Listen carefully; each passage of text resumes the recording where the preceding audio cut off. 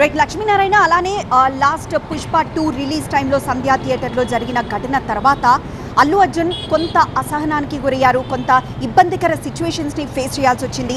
ఆ తర్వాత పొలిటికల్గా కానీ లేకపోతే మరో పరంగా కానీ కొంత ఆయన ఇబ్బంది పడ్డ విషయం అందరికీ తెలిసిందే. సో ఆ ఇంపాక్ట్ ఇంకా ఆయన మనసులో ఉండిపోయింది. దీంతో నెక్స్ట్ పాలిటిక్స్లోకి ఎంటర్ కావచ్చు లేదా ఫ్యాన్స్తో ఏమన్నా ఇలా మీరు ఇందాక చెప్పినట్లుగా కొన్ని కార్యక్రమాలు ఏదైతే జరుపుతూ ఉంటారో ఆ విధంగా ముందుకు వెళ్దామన్న ఆలోచన అల్లు అర్జున్ మైండ్లో ఉంటుందని అంటున్నారు. అది నిజమేనా?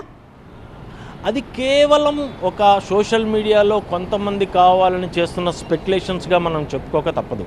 ఎందుకంటే ఇప్పటి వరకు పిఆర్ టీం కానీ అల్లు అర్జున్కి చాలా దగ్గరగా ఉన్న అభిమానులు కానీ ఈ రాజకీయ కోణం గురించి ఒక సంఘటనలో కూడా మాట్లాడిన సందర్భం మనము చూసుండము. వాళ్ళు చెప్పిన సంఘటనలు కూడా ఎక్కడా లేవు. అంటే ఈ గతంలో పక్క రాష్ట్రంలో అంటే ఒక తమిళనాడులో ఇలాంటి సంఘటనలు జరిగింది.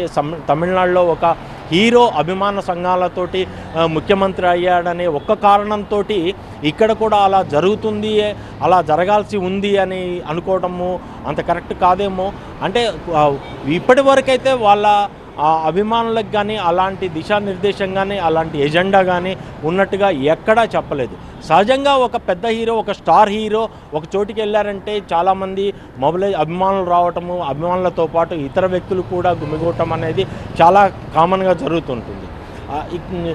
అలాంటి సందర్భాలు ఉన్నాయే తప్ప ఇక్కడ ఆ మీటింగ్కి గనక మనం క్రోడీకరించుకుంటే అభిమానులు చెప్పిన విషయాలన్నింటినీ మనము ఒకసారి సమీకరించుకుంటే అలాంటి అవకాశాలు లేవు, అలాంటి అంశమే మాకు ఉత్పన్నం కాలేదనేది చాలా కారాఖండిగా చెప్తూ ఉన్నారు.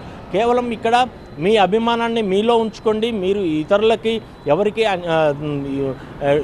ఎవరిని ట్రోల్ చేయొద్దు. ఇలాంటి అంశాలు అభిమానులను ఉద్దేశించి చాలా పాజిటివ్గా మాట్లాడిన సందర్భాలు అలాంటి అంశాలే ఉన్నాయి తప్ప ఎక్కడ ఇతర రాజకీయ కోణాలు ఉన్నట్టుగా మనకు కనిపించట్లేదు. ఎస్ లక్ష్మీనారాయణ, మరొకసారి మిమ్మల్ని కాంటాక్ట్ చేస్తాను.